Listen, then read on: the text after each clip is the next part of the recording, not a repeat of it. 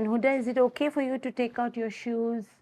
It's slightly different for a person with intellectual disability because they may not be able to express their needs. They know they are in trouble, but they may not be able to express. And that becomes a challenge for a doctor because what does he go to fall back on to make a diagnosis? So communication skills becomes very relevant.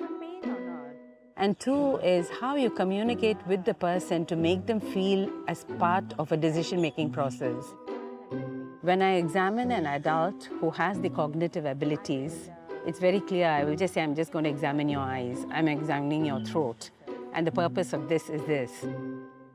This one you know, right? Huda, no pain.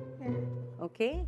See? It's slightly different for a person with intellectual disability because even if I say I'm examining your ears, the process becomes a daunting procedure because you're trying to put a scope into the ear. It may be a bit painful, but we are not able to clearly explain this to them.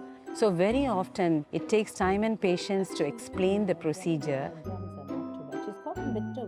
Because if they have a negative experience for the first time, then I think it's going to be quite challenging to do the same procedure again.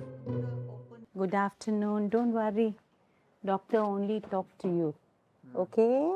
Can raise your hand? Wow. Very often we are called to make home visits, partly because they have physical disability or they actually have behaviors which are quite difficult that they can't manage, or the caregivers themselves are very elderly.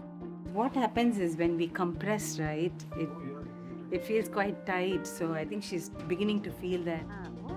My sister is very particular of herself, protective of herself, because she doesn't like to be touched and all that by because blood pressure machines and all. She had bad experience in the hospitals. If she gets too excited and she starts shouting, and it has disturbed the other patients. We were much happier that the doctor is coming here. You relax. Mobility issues, they are wheelchair dependent or they are very frail. There we go.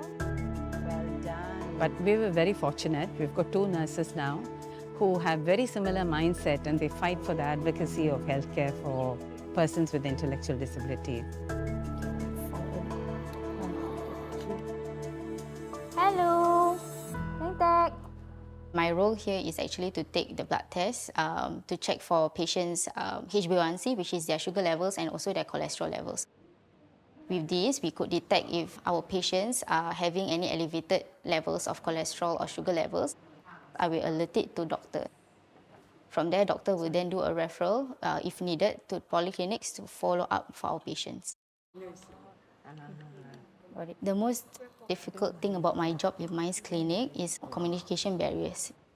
Because many persons with intellectual disabilities have difficulty in verbal communications. So this makes it difficult for me to understand their needs, pain levels, or emotional states. Nurses caring for persons with intellectual disability are highly attuned to facial expressions and body language.